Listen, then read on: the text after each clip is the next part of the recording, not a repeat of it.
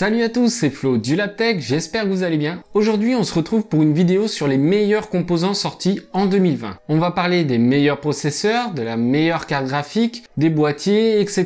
Alors ce que j'entends par meilleur n'est pas nécessairement en termes de performance brute, mais plutôt en termes de performance prix ou d'évolution technologique. Bref, j'ai tenté d'être le plus objectif possible, mais je suis parfaitement conscient que vous ne partagerez pas nécessairement le même avis que moi. Je suis totalement ok avec ça. Les liens vers les composants sont en description. Comme d'habitude, si la vidéo vous plaît, n'hésitez pas à mettre un petit pouce bleu, ça fait toujours plaisir. Et si le contenu de ma chaîne vous intéresse, alors n'hésitez pas à vous abonner sans oublier d'activer la cloche. Je voulais aussi m'excuser car je n'ai pas pu être très présent ces derniers temps. Je suis actuellement très pris aussi bien sur le plan professionnel que personnel. Parce que oui, j'ai un travail à temps plein en plus de la chaîne YouTube. Et ces derniers temps, il m'a été très difficile de trouver du temps pour faire des vidéos. Mais promis, on va se remettre en selle très rapidement. Si vous avez des questions par rapport à des configs PC ou si vous avez juste envie de parler d'hardware avec une communauté de passionnés, alors n'hésitez pas à nous rejoindre sur notre Discord. Allez, c'est parti!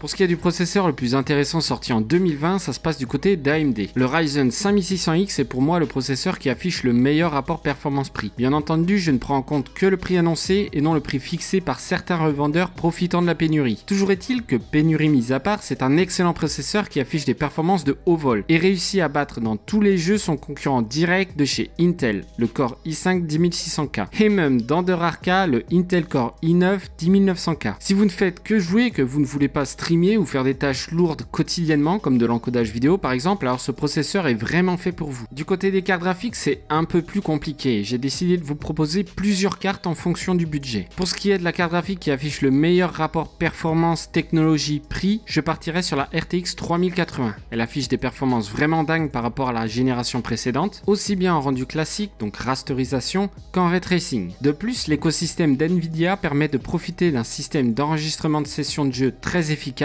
d'un système de streaming à la pointe et le fameux DLSS qui permet d'avoir un énorme boost en performance sur les jeux les plus gourmands qui intègrent cette fonctionnalité. Je pense notamment à Cyberpunk 2077. Cette carte est un énorme pas en avant de la part d'NVIDIA en termes de rapport performance-prix. On ne peut que le souligner. Alors par contre, pour ceux qui veulent jouer en 1440p, pour qui le ray tracing n'a pas vraiment d'intérêt et que vous ne souhaitez ni enregistrer vos sessions de jeu ni faire du streaming, alors la RX 6800 XT est parfaite pour vous. En effet, le ray tracing n'intéresse pas forcément tout le monde, sans compter que la perte en performance est quand même assez énorme. Et on va pas se mentir, il n'y a encore que très peu de jeux qui l'intègrent. De plus, si vous souhaitez avoir de meilleures performances que la RTX 3080 en rendu rasterisé, difficile de passer à côté de la RX 6800 XT. En sachant que théoriquement, la RX 6800 XT est moins chère que la RTX 3080. Je tenais à l'inclure dans cette vidéo de meilleurs composants 2020, car je voulais vraiment saluer le travail énorme qu'AMD a fourni sur leur carte RX 6000, ce qui a permis de pas mal bousculer Nvidia, surtout d'un point de vue tarifaire. Pour finir, pour les cartes graphiques à plus petit budget, je ne peux que vous recommander la RTX 3060 Ti. Elle affiche de meilleures performances que la RTX 2080 Super pour un prix quasi 2 fois inférieur. C'est une excellente carte qui sera parfaite pour jouer en 1080p avec un taux de rafraîchissement très élevé et en 1440p. D'ailleurs, je vous invite à aller voir ma vidéo de performance de la RTX 3060 Ti. Alors malheureusement, elle est aussi victime de son succès, donc il est difficile de la trouver pour le moment. Pour ce qui est des boîtiers, c'est clairement plus personnel. Il y a eu beaucoup de sorties de boîtiers de qualité avec un excellent flux d'air cette année, et je ne peux pas tous vous les citer. Dans un premier temps, je peux vous proposer un très bon boîtier bien fini de qualité avec un prix relativement contenu, le Corsair 4000D ou 4000X, en fonction de sa finition mèche ou vitrée. Bien entendu, je ne peux que vous recommander la version mèche qui sera beaucoup plus efficace en termes d'airflow. C'est un boîtier standard au format ATX mais qui propose un bon rapport qualité-prix avec un design qui change un peu des boîtiers mèche ordinaires. Et pour les amoureux du format plus compact qu'est le format ITX, le Cooler Master NR200. Alors c'est un boîtier avec une contenance de 18 litres, donc c'est un format relativement réduit, mais pourtant étonnamment spacieux à l'intérieur. On peut quand même y mettre une carte graphique de 320 mm de long, donc il est parfaitement possible de mettre une RTX 3080 dans la version Thunder Edition. En termes de refroidissement, ce boîtier est juste dingue et propose d'excellentes performances pour un boîtier ITX. Donc si vous cherchez à faire un PC compact sans pour autant sacrifier les performances, ce boîtier est clairement intéressant. En termes de refroidissement, bien que ce ne soit pas forcément le meilleur des meilleurs, je ne pouvais pas passer à côté de la série Z des water cooling de chez NZXT.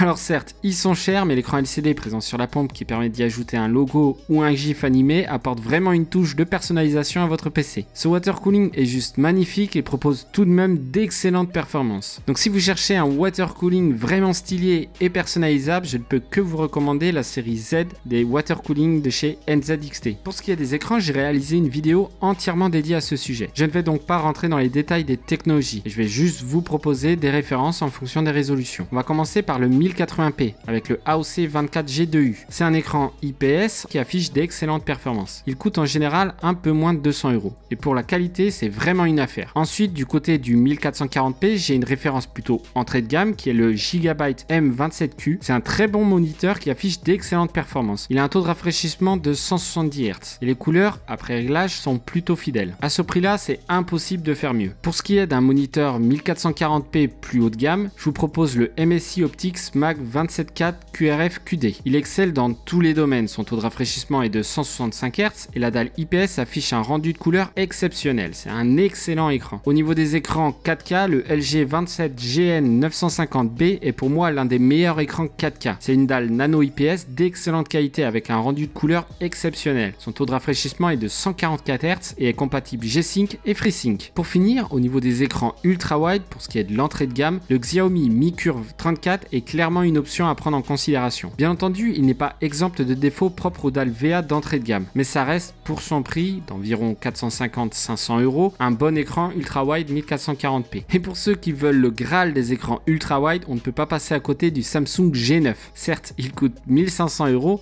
par contre c'est le top du top et la dalle VA est exceptionnelle, chose suffisamment rare pour être soulignée. Du côté des souris, difficile de passer à côté de la marque Glorious, qui propose d'excellentes souris à un prix plutôt raisonnable comparé à Razer ou Logitech. La particularité principale de ces souris est du côté de son poids. En effet, la souris est entièrement perforée, ce qui permet de grandement l'alléger, et ça reste des souris avec un haut niveau de performance. Autre budget, la Logitech G Pro X Superlight. Placée comme une souris élégante et ultra performante pour du gaming, elle est plus légère que l'ancien modèle Pro sans pour autant faire de compromis au niveau des performances. Personnellement, en termes de design, c'est un vrai coup de cœur pour moi, mais là c'est vraiment personnel. Par contre, au niveau du prix, ça fait mal, il faudra quand même compter 150 €.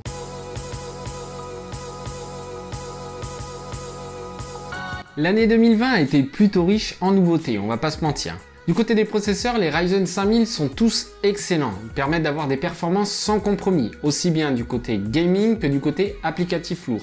Pour ce qui est des cartes graphiques, même constat, Nvidia et AMD ont fait un travail formidable. Alors bien entendu, je parle pas de la gestion des stocks parce que là c'est désastreux, mais plutôt en termes de performance. En effet, le gap de performance comparé aux cartes graphiques de précédentes générations, aussi bien du côté d'AMD que d'Nvidia, est juste énorme. Les nouvelles cartes graphiques RX 3000 ont un excellent rapport qualité-prix, et on constate la même chose du côté d'AMD, voire mieux d'ailleurs. Malheureusement, la pandémie mondiale a été une vraie épreuve de frustration pour nous, dû au stock extrêmement limité de tous les nouveaux composants qui sont sortis. En effet, je sais pas vous, mais il a été extrêmement difficile de mettre la main sur des composants qui sont sortis en 2020. Bref, à l'heure où je tourne cette vidéo, les stocks restent extrêmement limités et les prix très élevés. Il va donc falloir encore s'armer de patience avant de pouvoir mettre la main sur des processeurs ou des cartes graphiques à des prix raisonnables. Voilà, c'est tout pour cette vidéo, j'espère qu'elle vous a plu. Si c'est le cas, pensez à mettre un petit pouce bleu, à vous abonner sans oublier d'activer la cloche. Pour rappel, les liens vers les composants sont en description. Sur ce, à la prochaine, prenez soin de vous, ciao!